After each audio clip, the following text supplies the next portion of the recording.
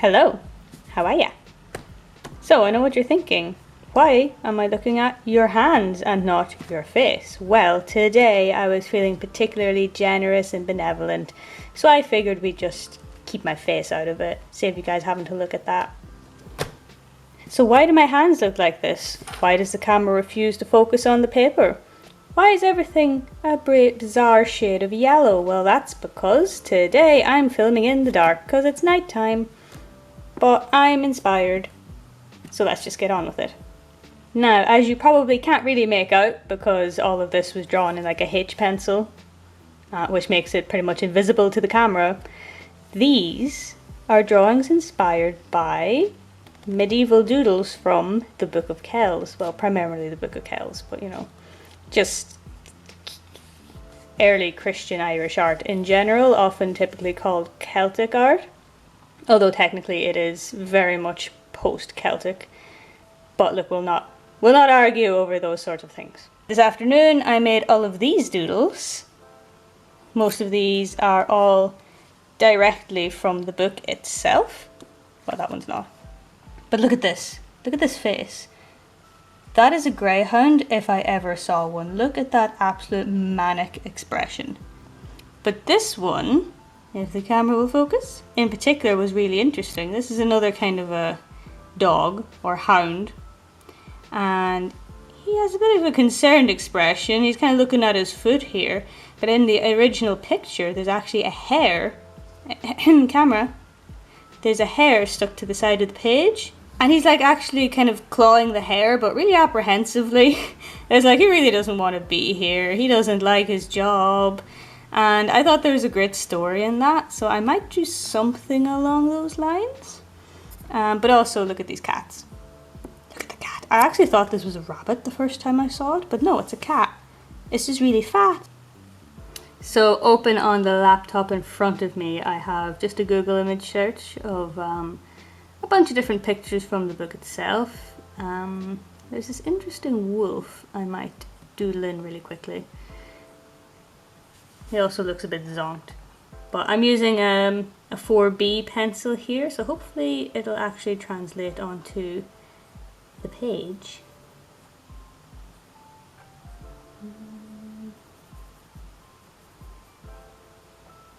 I love these little swirly bits in the ears. I'm going to sketch quite darkly just to make sure that the camera can pick it up. The eyes are really, really important to get right in these. You know how they say the eye is the window to the soul, and I'm aware that I'm like right up in the tippy top corner, but we've got a lot to fit in on this page, so bear with me. So it has to be perfectly spherical, a nice, appropriately dark, unhinged outline, and a tiny little dot of a pupil in the center, just staring straight into your soul. And he's got this kind of I think it's like a lip line, like a snarl, because it's a bit too low to be his nose. But look, I'm not questioning the artistic merits of this guy. He's got an elbow. He does not appear to have a carpal joint. But maybe wolves back then didn't have them. This could be a recent evolution. We don't know. That turns into a swirly. He's a fancy wolf. Trim waist, he watches what he eats. Another swirly. It feels important to get, the proportion right. This was some guy's vision, Who am I to tell him that he's wrong based on photographic evidence and, the fact that I have actually seen a wolf, whereas he probably did in Ireland. Ireland was overrun with wolves in the medieval times. Or even pre-medieval times, this technically was. This guy probably seen plenty of wolves. But I have seen plenty of wolves, and you know what? Without a photographic reference, I still probably couldn't draw one much better than this. So, glass houses and all that. And no, I didn't get the ground line wrong. He is actually standing on 4 completely different planes. This wolf is transcending dimensions here, and you should stop judging him for that. You cannot even imagine his life experiences. You have not walked a mile in his shoes.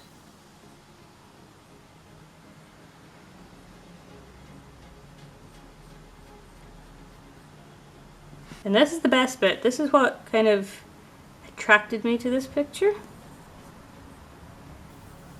This amazing hosepipe tail with this bizarre little pterodactyl arrowhead sort of yoke going on at the end of it.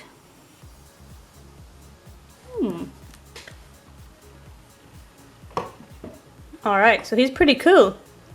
And now you're saying, can you draw something in the middle of the page maybe? You know, we can actually see it. Well, yes, fear not. Alright, so we're back to the greyhound and the hare here. And I just think it's so cute. I think there's a great little story in there.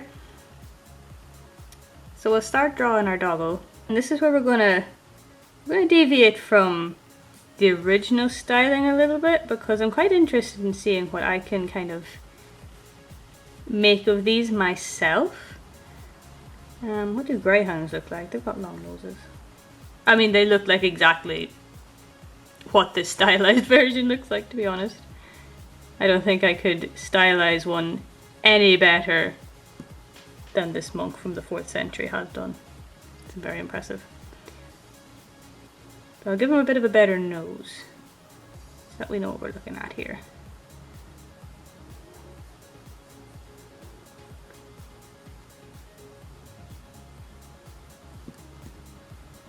So this is kind of what a dog's eye looks like from the side.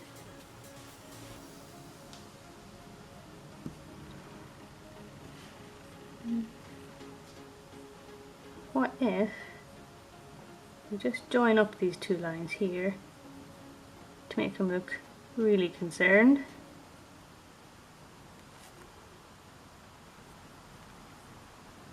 And of course he's looking down at the hair.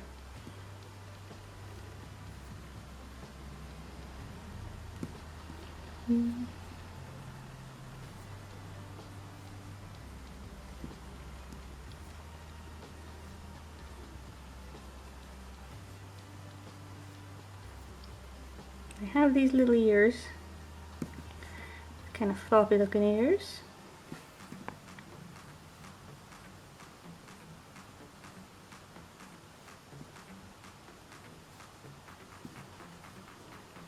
Man, what derpy little dogs. I love sort of greyhounds so much.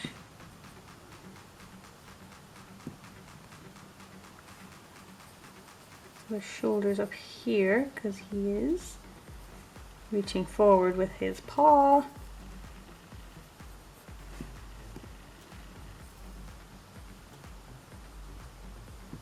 Big meaty thighs. Going. This is going badly. Where's my ground line? I need a ground line. Oh my goodness, this is terrible. And little curled greyhound tail.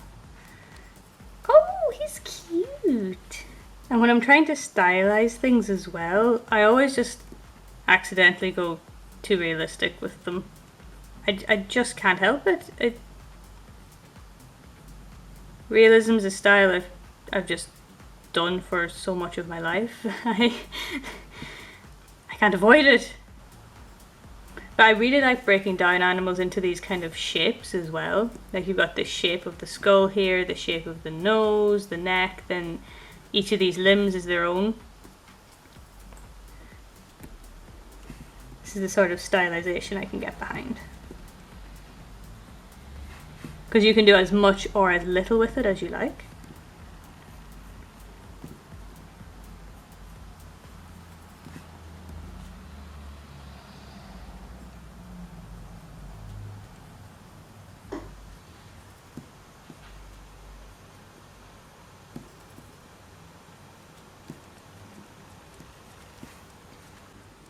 Give him a calf, give him a hock, simplify that line. Oh, that actually looks really good. How did I do that first time? Simplify the line. Can't trace a line to save my life. my calf, give him a hock. Okay. Small toe, big toe. Let's make a little curl on the elbow because I like that. I've seen that in some of the drawings. We want to draw a line around his shoulder. Basically outline the entire dog. Step 2, outline the entire animal. Except here, because here, I'm going to give him some ribbies. Now dogs have 13 ribs. I, however, am not counting. And I'm also placing them in very weird angles.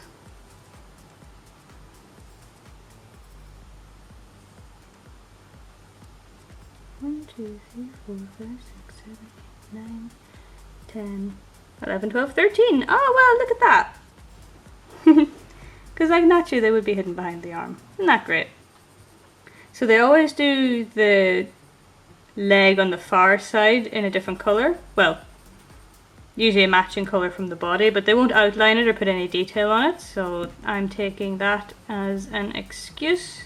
I didn't actually do a practice run of this hair. He looks a little weird, I'm not gonna lie. But let's give him a go anyway. So this is his basic outline. Get this leg up here, and then this leg inexplicably comes down here. Because what are the rules of physics? I've drawn hairs in this style before. I can't remember exactly what I did with their faces. I think I did something like this.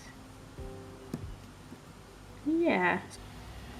Oh, we know these are hares because I'm pretty sure rabbits were not in Ireland at this time. Rabbits are not native to Ireland. I mean, I say that, but this book is also filled with lions, and snakes, neither of which are native to Ireland as well. But look. And my battery's about to die.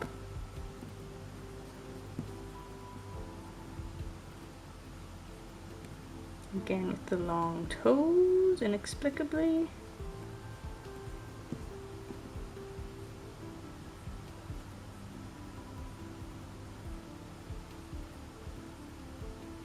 Oof. And a little tail. Having a little bit of a watership down moment, I think. I don't know why, but this is how I have been drawing grass in similar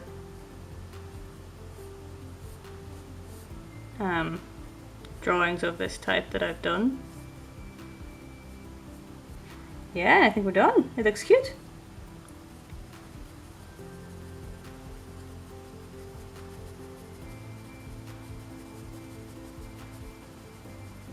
And I'm unfortunately going to have to leave it there because my battery light is blinking at me, absolutely terrified. So, I hope you guys enjoyed. I know we're cutting it a little bit short. I only got 2 sketches in, but I'm new to this whole sketchbooking stuff anyway. And yeah, I hope that the terrible quality of this video, having been filmed at night, isn't going to put you off, and that you'll be happy to join me for more in the future. Please like and subscribe if you like my style of drawing or my style of talking. I can't imagine that you would, but on the off chance, I am here and I intend to keep uploading. So maybe I'll see you in the next one. Bye!